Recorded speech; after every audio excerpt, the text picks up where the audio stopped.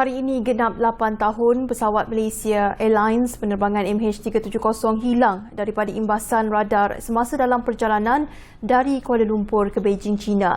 Dunia masih buntu tentang apa yang sebenarnya berlaku terhadap pesawat itu dan mengimbas kembali detik-detik cemas pada awal pagi 8 Mac 2014. Mantan Ketua Pengarah Jabatan Penerbangan Awam Malaysia DCA, Datuk Seri Azharuddin Abdul Rahman berkata, insiden kehilangan pesawat MH370 itu masih menghantui beliau sehingga ke hari ini.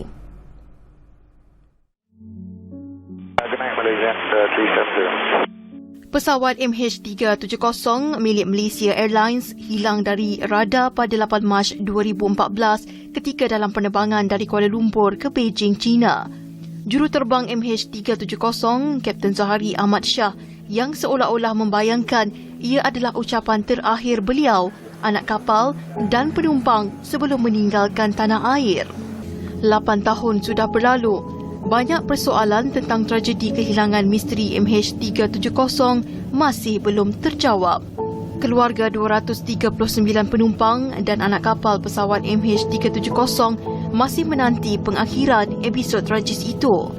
Penemuan beberapa serpihan daripada sayap dan fuselage MH370 di Lautan Hindi, perampiran perairan pantai barat daya Afrika, menimbulkan persoalan mengenai bagaimana pesawat berkenaan boleh menyimpang jauh dari laluan asalnya.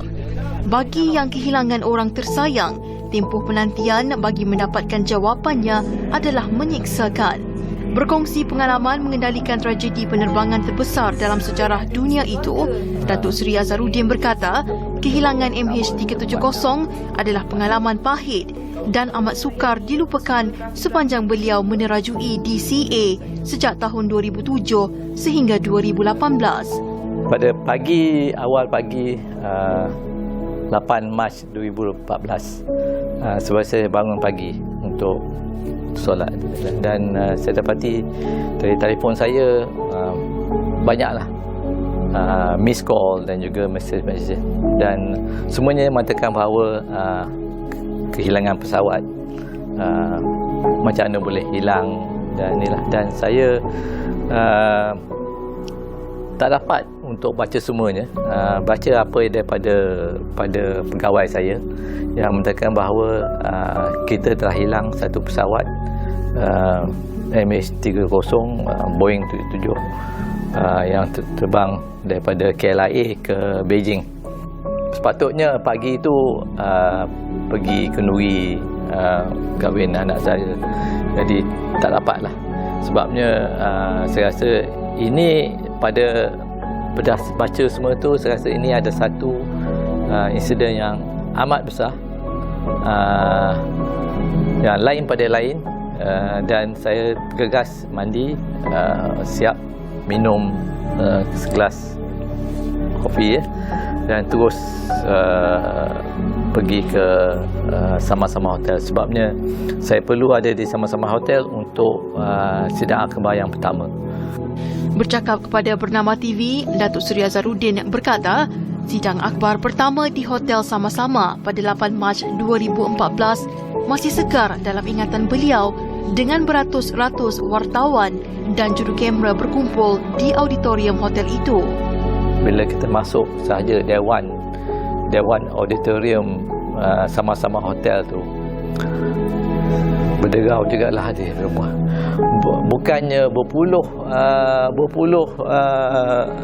orang media, beratus dengan kamera berpuluh, klik, kita pun berpindau lah. Apa nak ingat apa yang kita bagi tahu lagi, apa terjadi kepada pesawat tersebut. Memang tak tahulah, memang nak katakan terapung-apung ke macam mimpi pun ada je. Mengimbas kembali beberapa minggu awal selepas pesawat itu hilang, pasukannya giat mengesan pesawat itu. Kehilangan misteri MH370, insiden pertama yang terjadi dalam penerbangan awam dunia yang sehingga hari ini masih menjadi nahas yang tidak dapat diselesaikan. Kesal dengan pelbagai teori konspirasi yang berlegar di alam maya, khususnya dicanang oleh media barat mengenai kehilangan MH370, selain diasak pertanyaan pelbagai pihak tentang tragedi hitam itu, telah mendorong beliau untuk menghasilkan buku penerbangan terakhir MH370 dan MH17 yang berdasarkan pengalamannya terlibat secara langsung dalam kedua-dua insiden pesawat malang itu. Tak ada kesudahannya, tidak dapat diketahui puncanya sebabnya bangkai pesawat tak dapat didapati dan dibawa keluar tak dapatilah. Itu yang tu, dan banyak teori di luar sana yang dikeluarkan oleh saya pun tak kenal siapa dia kan. Banyak penganalisa di seluruh dunia keluarkan buku dan mengatakan apa yang terjadi. Kebanyakan saya rasa tak betul. Jadi inilah antara usaha-usaha saya bukan untuk membetulkan, untuk menceritakan apa pengalaman yang saya lalui. Datuk Seri Azharuddin berkata, pelbagai usaha dan teori dikemukakan bagi menjejaki MH370, namun sehingga kini semua usaha itu menemui kekekalan.